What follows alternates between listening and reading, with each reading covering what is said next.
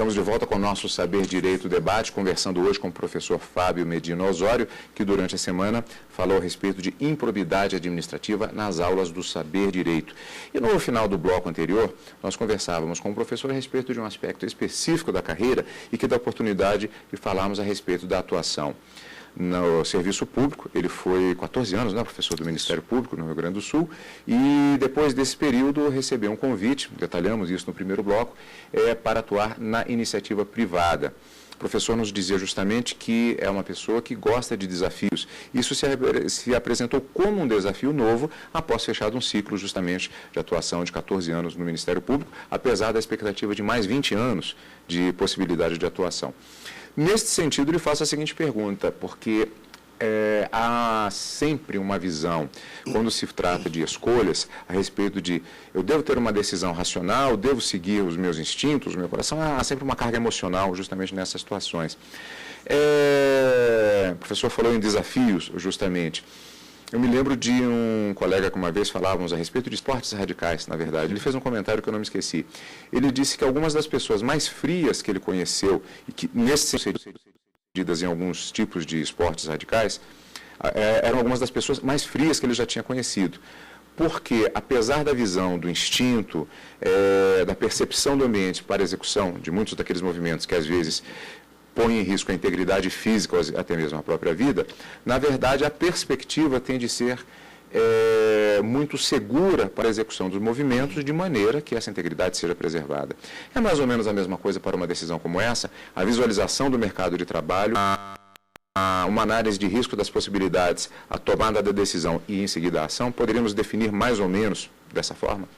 Eu acho que ficou muito bem definido, porque, é claro, nós temos situações distintas. Quando uma pessoa se forma na faculdade e aí tem pela frente alternativas em que ela tem que optar entre um concurso público e o tipo de concurso público que vai exigir doses enormes de sacrifício pessoal, familiar, muitas vezes, ou a advocacia privada, que também vai exigir doses enormes de sacrifício.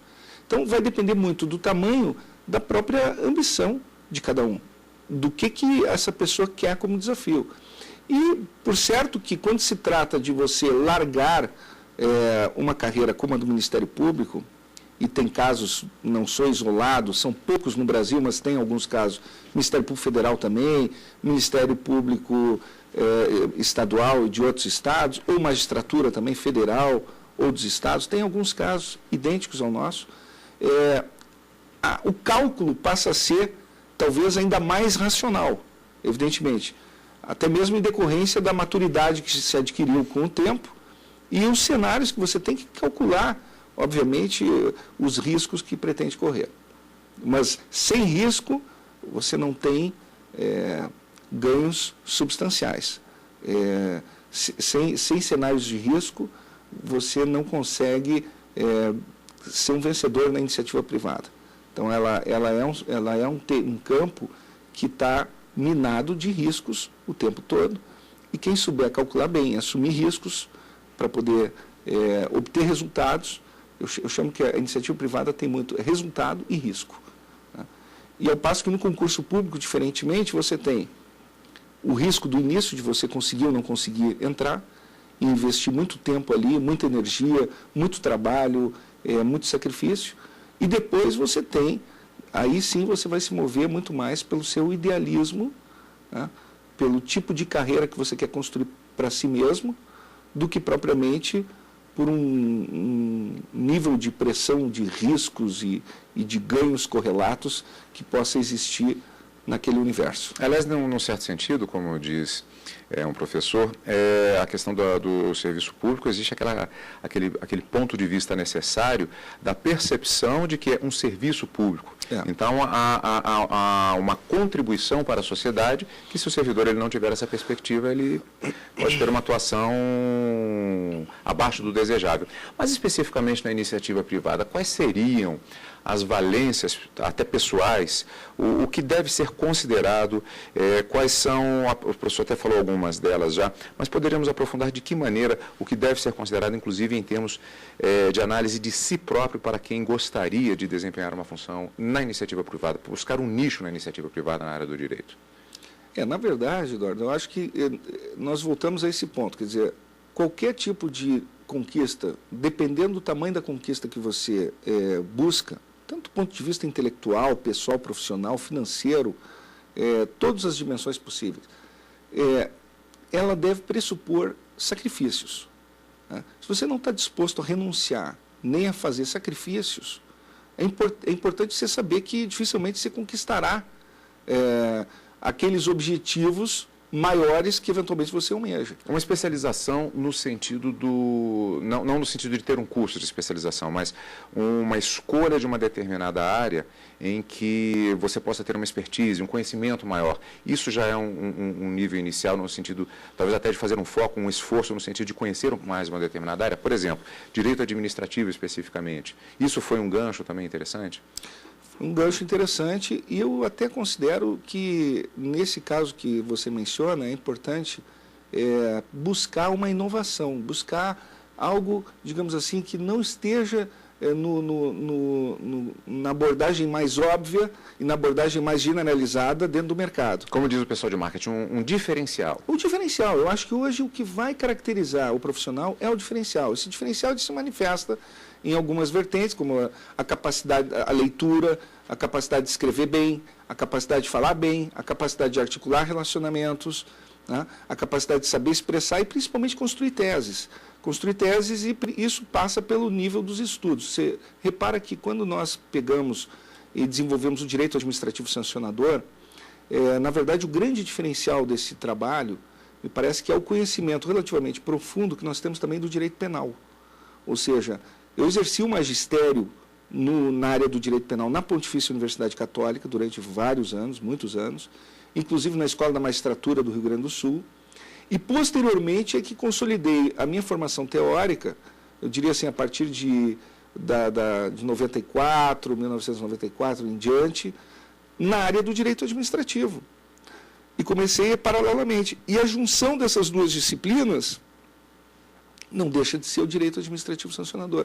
Isso foi uma questão de oportunidade, ou de você inovar num cenário em que ou você é penalista ou você é administrativista e dificilmente conhece as duas dogmáticas suficientemente bem para trabalhar uma dogmática que é uma espécie de um tertius, que é um direito administrativo sancionador, que está numa categoria do direito punitivo. Interessante, inclusive, até repassando mais dados para o telespectador, o livro que nós mostramos no primeiro bloco, exatamente o direito administrativo sancionador, que nós vamos mostrar daqui a pouquinho no terceiro bloco, na bibliografia recomendada, é uma obra de referência, inclusive, que foi publicada em 2000, primeira edição, não é, professor? Pela editora Revista dos Tribunais, e está na terceira edição, lançada agora em 2010.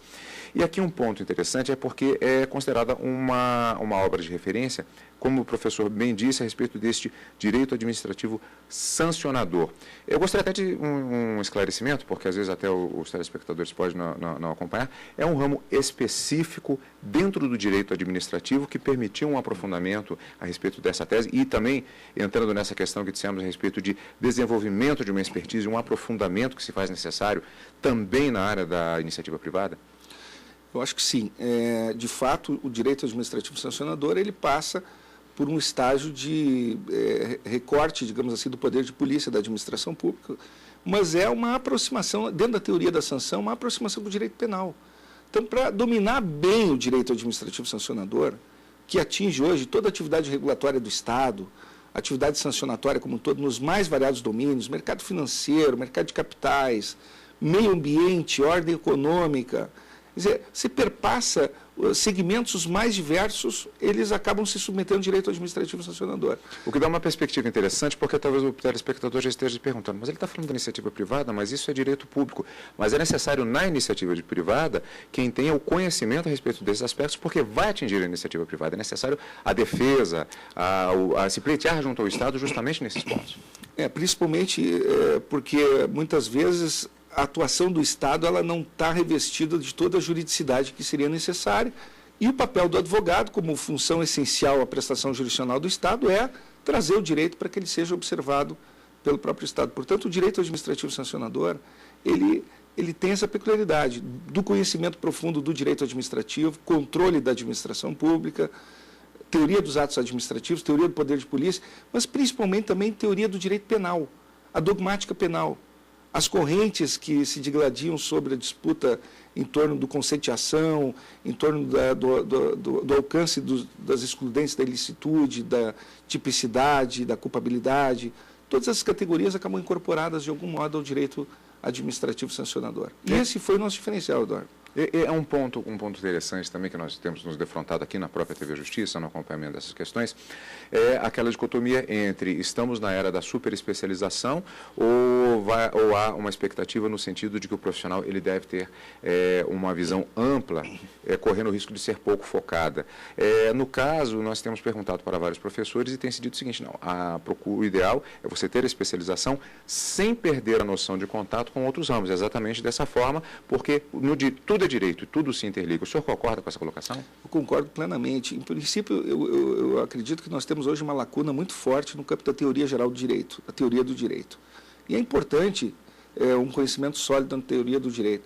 E há uma interface permanente entre os ramos jurídicos. Nós temos uma tendência no Brasil, que eu digo assim, talvez herdeira de uma influência anglo-saxã, de multiplicação dos ramos jurídicos. Há uma tendência de multiplicação. Hoje você verifica o que aconteceu. O próprio direito administrativo ele vem do ventre do direito civil.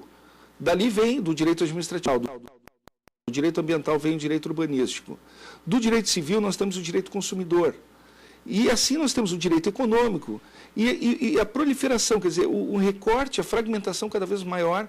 E quem não tiver a noção do todo pode se perder num foco que é demasiado específico e que precisa se conectar com o sistema jurídico, principalmente o sistema constitucional como um todo.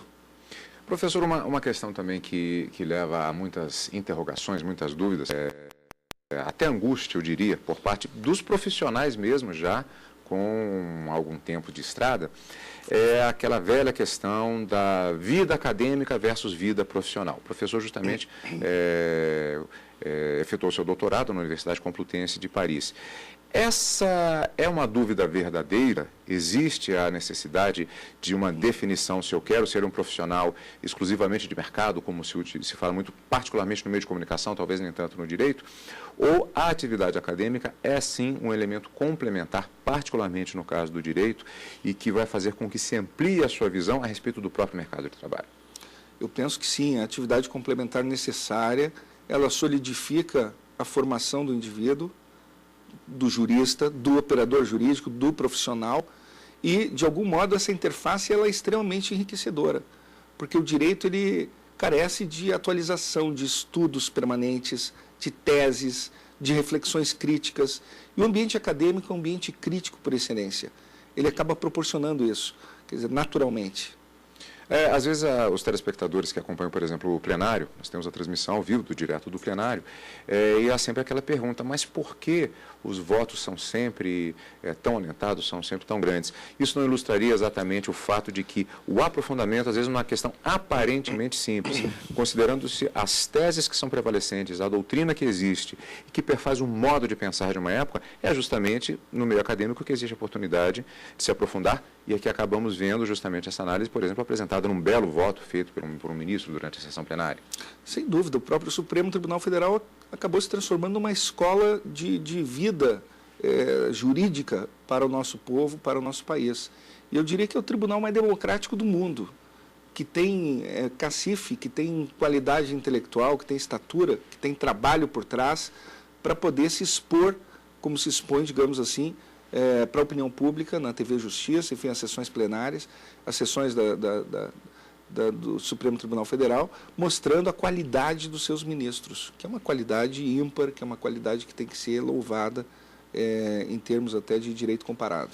Professor, sobre essa questão do doutorado, inclusive dessa expectativa que muitos profissionais têm a respeito até de fazer um curso no exterior, por exemplo, eu vou voltar nessa questão, vou deixar para o próximo bloco para que possamos aprofundar um pouquinho mais, mas antes eu vou voltar para um outro ponto exatamente na carreira, daquela decisão justamente a partir de um convite para atuar na iniciativa privada e sair do Ministério Público. Os colegas na época não fizeram nenhum tipo de questionamento, falaram assim, está ficando louco, que negócio é esse? Você vai dizer, aconteceu isso na época? Houve uma pressão no sentido oposto? Olha, nós temos muitos colegas, né? Então eu não sei dizer, digamos, a impressão de todos. Certamente houve uma perplexidade geral, eu sempre fui muito identificado com a instituição e continuo, inclusive, tenho uma enorme paixão pelo Ministério Público, enfim. Mas alguns colegas, amigos muito próximos, sem dúvida alguma, manifestaram, além da surpresa, mas também a solidariedade no sentido de que perceberam que eu estava indo não para uma aventura, mas para um trabalho sólido, para uma oportunidade de vida e de carreira, de novos horizontes. E gerou, sim, uma surpresa geral, embora nós tivéssemos já, mas não com tanta repercussão, outros casos, mais 2 ou 3 casos, na história do Ministério Público Gaúcho, com o mesmo viés. Mas eu tenho muitos amigos dentro do Ministério Público, brasileiro, não só do Rio Grande do Sul, brasileiro.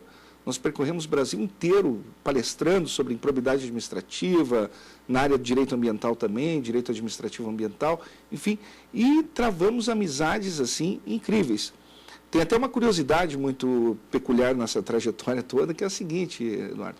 A minha mulher, mãe dos meus filhos, enfim, foi promotora de justiça em Minas Gerais. E essa largou o Ministério Público para casar comigo, que mostra também, certamente, fico lisonjeado e assumir essa responsabilidade. E depois ela fez um outro concurso, depois de casado, assim, bem depois, conseguiu passar num outro concurso, procurador da Fazenda Nacional. Mas também teve, então, nós somos 2 ex-membros do Ministério Público lá em casa. Pelo menos essa concentração já não deixa de ser totalmente inusual, né? Uhum. Ela passou 7 anos no Ministério Público de Minas e eu lá no Ministério Público Mineiro tenho muitos amigos, enfim, tem uma vastidão de amigos e alguns querendo já se aposentar logo para migrar para a advocacia, também tem isso. Também existe esse segmento que naturalmente, enfim, depois de tanto tempo já vem esgotando e aí buscando já visualizar outra alternativa. Daqui a pouquinho nós voltamos com o terceiro bloco do nosso Saber Direito Debate. Eu já fiz o suspense, entre outras questões, a expectativa de realização de um curso no exterior como uma perspectiva para aperfeiçoamento pessoal e profissional. Daqui a pouquinho, neste tema, com a nossa entrevista no Saber Direito Debate de hoje, com o professor Fábio Medina Osório. Não saia daí, daqui a pouquinho a gente volta com Saber Direito Debate aqui na TV Justiça.